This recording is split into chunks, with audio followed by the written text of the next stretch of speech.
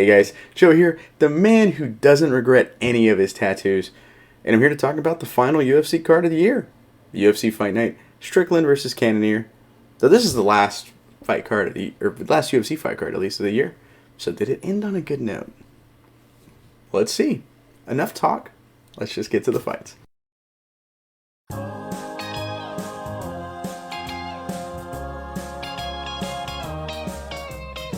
And in our main event, of course, we had Sean Strickland versus Jared Cannonier. Final UFC fight of the year. Well, I expected outright bad, and it really wasn't all that bad. Like, I actually was excited, dare I say, at some points. So both guys coming off losses to Alex Pereira and Izzy, respectively. And so this is a fight to kind of remain in contention, in a sense. So you would expect most guys to just kind of leave it all out, like fight tooth and nail. But we know about these guys, though. We know that, like, Cannonier is semi-gun shy for the most part nowadays. And Strickland just wants to jab guys up for 5 rounds and call it a day. And that's kind of what we got for the most part. But there was times where they were just down the flank. Like in the 5th round, Cannonier was able to hurt Strickland a couple times. And there was times where, Strickland was able to hurt Cannonier, it seemed like. So it was pretty cool. So for the most part, the whole fight, I could break it down round by round, but there was times where, like, not enough happened. So I was like, the same thing happened. I don't want to say that for, like, 5 rounds. So let's do this. So Strickland's just kind of pumping out a jab constantly. And then he'll also throw out a lead leg teep kick, which, honestly, really good attacks to have in your striking arsenal, because with just those 2 strikes, you can set up entire offenses. You can maintain distance and control the fight. You can establish your distance and control your opponent. You can do a ton of things. The problem is with Sean Strickland is that's kind of all he has. I would love to see him with more variety in his strikes, personally. Let's see more high kicks, maybe. Be kind of cool. Or at least sit down on some of his strikes. Because sometimes they'll throw a check hook or an occasional right hand. They do seem kind of army. I want to see him put his body into it. And he's tossing out all these jabs. In my mind, I just go jab, jab, jab. Then sit on a really hard left hook. I feel like that would work just wonders for him. But, here we are. And honestly, too, when you think about it, you jab a ton. Eventually that, if they're orthodox, their hand's going to move to try to parry your jab. And then here comes the left hook. Funny enough, that's how Alex Pereira KO'd him for the most part. That's one of the ways he set it up. Cannonier, he mostly wants to attack the legs. Nowadays, it seems like really good low kicks, normally. So I'm always happy to see him. And for the majority of the fight, though, he is trying to land 1 or 2 big shots. And they land. But he's just throwing jabs and low kicks for the most part the whole fight. Occasionally, like I said, he'll land the big nasty shot. The problem is he's just really content with just kind of waiting for that one shot. If you look at, and then once he lands that big one shot, though, he will tend to pounce for the finish, or at least try to get something else off of it. But if you look at the Brunson fight, he was just kind of timid, like normal, as he kind of typically is. Then he lands the big shot in the 2nd round, hurts him, gets the knockdown, gets the finish, boom. And so that worked out for him there. The problem is, against Strickland, that's kind of hard to do unless you've been setting him up perfectly, Strickland's actually a pretty tough dude. He's got a decent chin on him. Pereira just hits, Pereira. We all know how hard he hits. So I don't know, man. That was kind of the whole fight with Cannonier. And he's a fighter I want to love. But he just kind of, stops me at times. I always want more from him, So a lot of this high volume, actually, Cannonier actually is defending it pretty well for the most part. The numbers, if you look at the numbers for both guys, they're dead even, and stuff like that. I probably can't, if I were to count how many times the guys really hurt each other, probably be about even too. It's close there. So numbers are close, and everything like that. So now you have a choice. I feel like there's a crossroads now for you. Do you go off damage? Because if so, Strickland's nose is bloody. He's bleeding up. Looks a little beaten up. And Cannonier looks fine. And Cannonier, as we know, does hit harder. Or do you just kind of get a feel for the fight? And who do you think controlled it and was in like the better positions throughout? Like, and all that stuff like that. And, I'm going to be honest with you. I think both are valid choices for the most part, honestly. If it's close and there's no clear guy, like, I think you just kind of, do that. And I think either one works. I mean, let's be honest. Judges don't even know how to score their own fights. So, I mean, I'm all right with this. I lean Strickland, personally. Judges thought Cannonier. Sure. You know what? It was a really, really close fight. Both dudes seemed even. But it sucks because these guys are at a kind of a crossroads. Like, if Paulo Costa comes back to the UFC, then he's probably fighting and most likely losing to Robert Whittaker. And I think that could be a potential option for Cannonier despite that. And I'm just not sure what you do after that. Like, if you can't do that, what do you do? So I guess you could do Dricus du Plessis, but he sounds like a better fight for Strickland. I don't know. I think middleweight might be in trouble.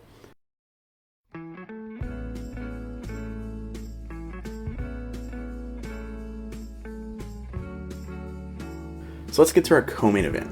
It's Armen Tsarukyan versus Damir Ismagulov. And just kind of felt like another showcase fight for Tsarukyan, who I'm really high on, so I'm very okay with that. I know there was some hype on Ismagulov, mostly because he was unbeaten in the UFC.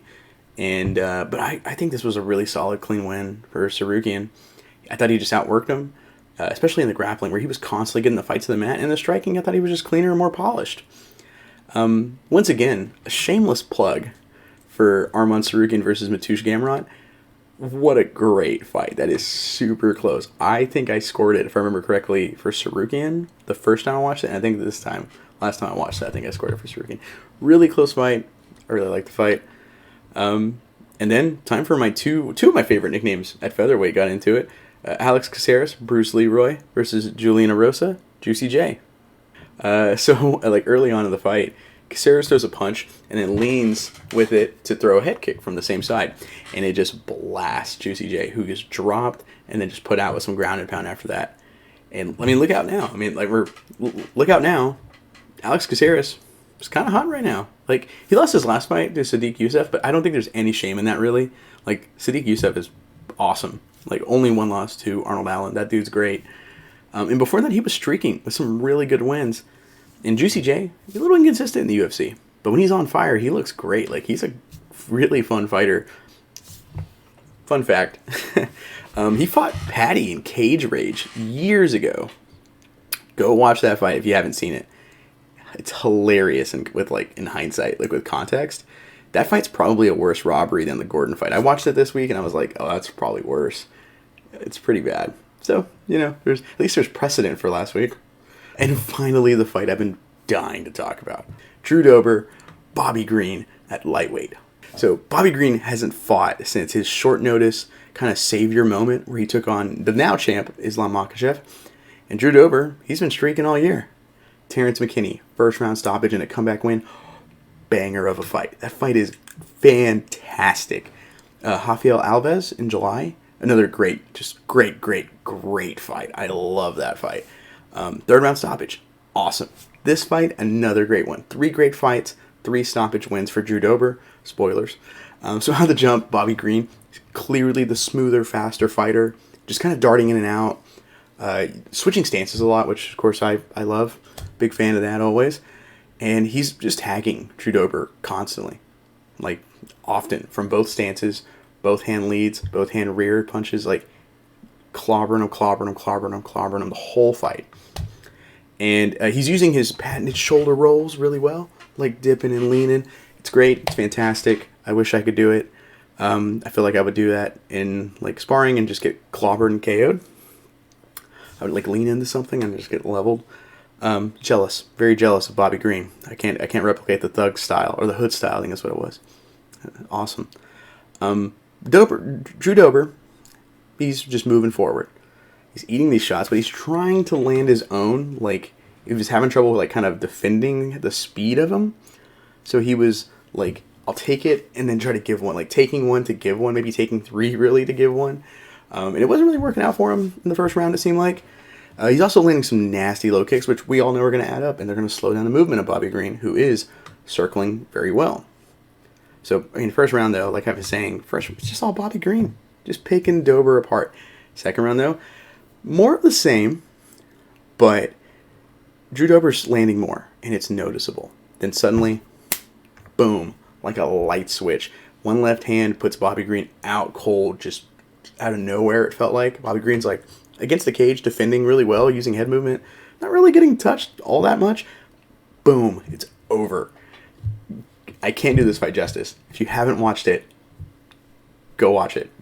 Trust me, it was so awesome. It was such a good fight. Good little, like, last fight to close the, like, UFC year out, I think. So, rest of the card. Notable moments on the card. So, Saeed Nurmagomedov, same last name, you know, I guess it's like Johnson or Jones or Silva. He got a comeback win with a slick ninja choke or, like, a modified guillotine choke. Dude's actually really fun, I think. I think he's got, like, an interesting style compared to most Dagestanis, who, like, kind of all fight the same for the most part, it feels like at times. Obviously, there's some differences in him, like, on a really technical level, and I'm not, and there are some exceptions, so I'm not trying to blanket everything. But this dude's fun. I think he's fun, and he's in my favorite division, bantamweight, so I gotta dig it. Corey McKenna just out-grappled and kind of beat down Cheyenne of Lismas, who I shamelessly think is gorgeous. Felt the need to toss that in there for some reason, in case she's watching, maybe. But despite that, I thought she kind of got beat pretty clean, I thought. Matthew Semmelsberger, Semi the Jedi. I think Semi the Jedi, I think is what his nickname is. Maybe I'm crazy. He beat known anti-fighter pay fan Jake Matthews. Seriously, he thinks they get paid enough. I'm not going to call him a liar, but I am. Finally, tough winner Brian Battle just got dominated by Hinat Fakhretdinov. My God, I hope I got that right. I apologize if I didn't get that right. But he just got kind of dominated, like, bad, just out-grappled, beat up on. Well, folks, it's that time again. This concludes the final UFC fight recap of the year, and we get to close the first calendar year I was here. You know, not 12 months, but technically 2022 for me, at least in terms of recaps. You know, from the bottom of my heart, though, thank you. Thank you for the warm reception I've gotten and the support I've gotten. It's an honor to be here and have you guys watching the stuff I do for the INC family. It's been great being a part of the INC family, to Carl and everybody else. Couldn't be happier with this. It's a gig. It's great. I'm having a time of my life doing it. And if you're really worried about missing me, because come on, you can admit it. You can go check me out on the main channel, where I did a retro review last week. If you haven't seen it, please go check it out, you know, for a couple reasons. One, I worked really hard on it, and I really appreciate it. Two, it's actually just really good, you know what I mean? Not just being honest here, not even ego. It was really cool just to kind of go back to UFC 40, like, you know, back in the day, like 2004, I think the card was, if I remember correctly. It's really cool to go back to that era and just review something, you know, something I grew up with, for the most part. And, well, that's really all I got, though. I'm Joe with the INC. Thank you for watching.